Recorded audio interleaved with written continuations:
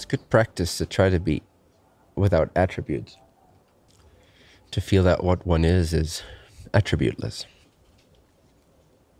Therefore, it's not this or that. It's nothing perceptible. It's no sensation. It's no feeling. It's no idea. So try to stay devoid of attributes.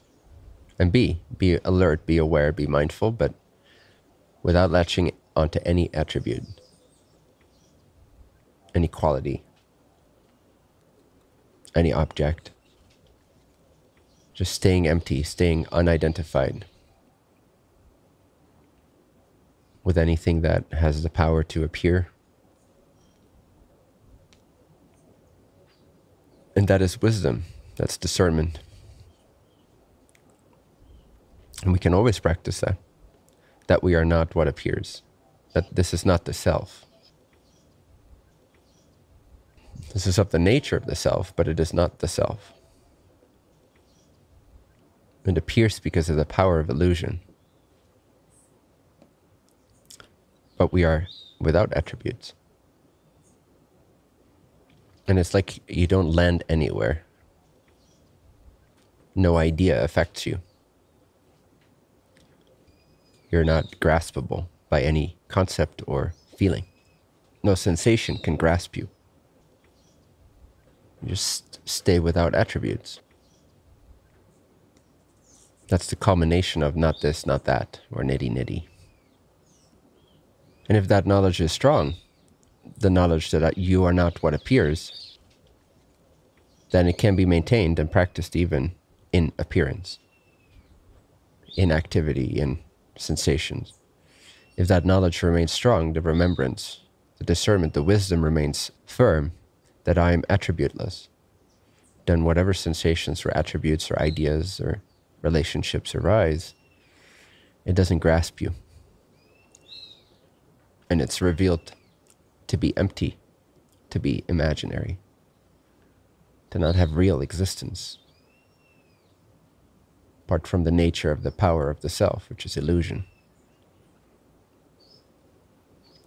So just to remain without quality makes the mind subtler and subtler, and more able to recognize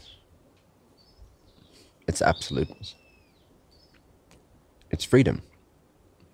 Freedom is a good word for the true self. It's not this, it's not that, it's not the self, it's not awareness, it's not being, it's not ... Freedom cannot be defined. If it is defined, it's no longer free. It's a thing which is bound, has limitation, compare it. So you are freedom itself. Freedom is one of the best terms to point to what you are. Because if you are freedom, then that means you're not anything else. But try to find freedom, You can't locate it. You can't identify it through a quality. It is attributelessness, qualitylessness. And yet it mysteriously is.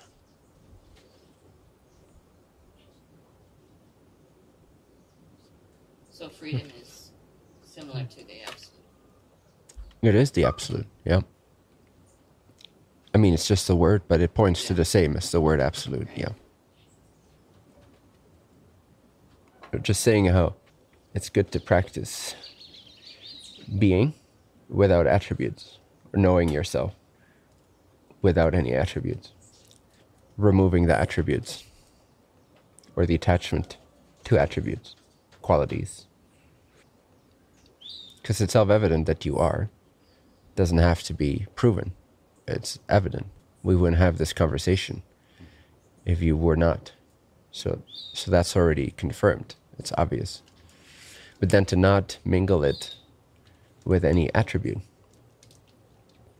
to remain strong in your knowledge that you are free of all qualities and attributes, sensations and forms and colors and feelings and ideas and memories and projections, states of mind, states of body, And just to remain aware of the contrast between attributes and yourself.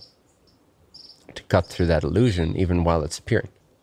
Now, it can be very effective sometimes to enter a meditative state where you remove all these attributes from view, where you kind of enter into a state of concentration or samadhi or expansiveness where it's more like space. So you more directly confirm to yourself that you still exist without body, without mind, without thoughts, without experience in that way. But it's equally, maybe even more powerful, and for most people more practical, to practice it in contrast to attributes of the daily life, of the different bodies, the physical, mental, even the causal body. Even God, even the I am being, even the knowledge I am, is still an attribute. So to remain strong conviction and awareness, attentiveness that you are nothing that is perceivable. Perceivable is made of the nature of you, but you are not that which you perceive.